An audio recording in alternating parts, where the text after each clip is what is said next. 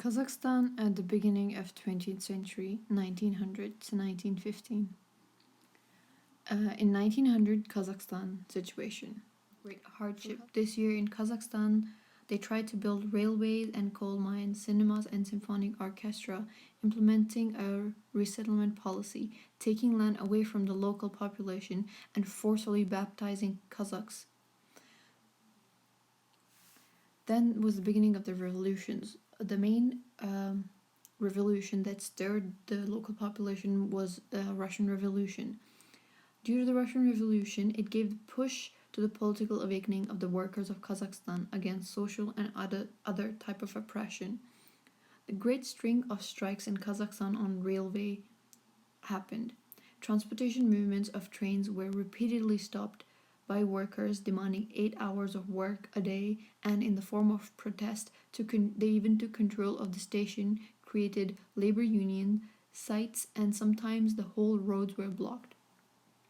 Marxist circles of Kazakhstan started studying and promotion of revolutionary ideas passed to political propaganda and practical performances. Trade unions were also connected to the revolution of 1905 and 1907, that was the Russian Revolution, as some of the first and most important trade unions were made at that time. Still, the labor movement at the time was very weak because of the small number of local workers and their low concentration and on the enterprise. November 1905, there was a huge meeting of people discussing the manifesto and need to change of the imperial government. There was a huge demonstration that took place on 15 November, which included people from working class, peasants, immigrants, and soldiers. Kazakhs tried to fight against the oppression by writing complaints and submitting these complaints to high government institution. They believed this showed that local people still wanted the justice from Tsarians and they believed in it. This showed they still wanted to join Russian workers and peasants to fight against oppression. After the Russian Revolution was defeated, came the reaction period. Demonstration meetings were forbidden and unions were dissolved. In June 3, 1907, law dissolution of 11 states doomed Kazakhstan, and Kazakhs lost voting rights. Political surveillance was amplified after that. After Russian Revolution, on 1909 April, perms on 100 Cossacks were sent for suppression of discontent of Kazakhs. They were forcefully silenced. Then came the agrarian question of Russia. Solved this problem by colonizing its suburban areas. Colonization was accompanied by a mass withdrawal at Kazakh population of floor, a type of super plus or the best fertile land. Kazakhs started to transit to settle life.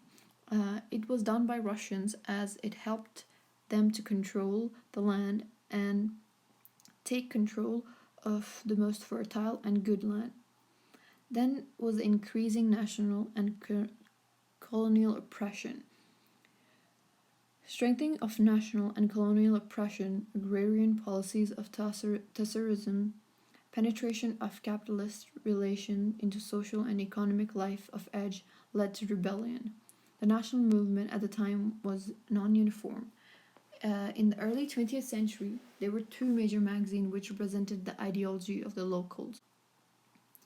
The local magazines, the ICAP magazine and the Kazakh newspaper. First, the ICAP magazine, 1901 and 1915 was its running time. It expressed the agrarian and democratic direction of ideological and political thoughts in Kazakhs.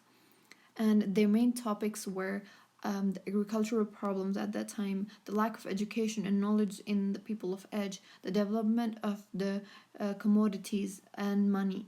Also, the colonized policy of Tsarians were exposed in this magazine.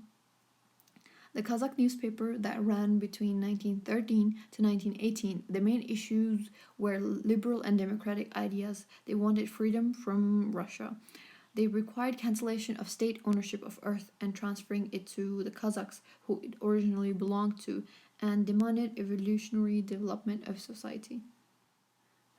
Even if they had different opinions, both papers presented the national idea of interest of Kazakhstan.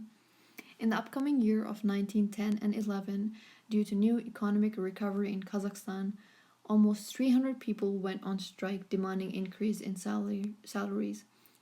More strikes on 28th April 1912, then again on May 1912 due to low wages. There were more strikes in 1913 too.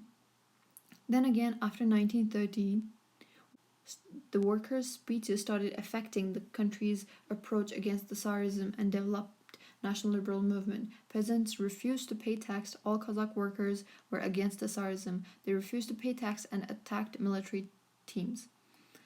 The soldiers and political unrest did not mean to stop. The struggle between supporters of the old and new regime were intensifying everywhere, and each time it was more and more active.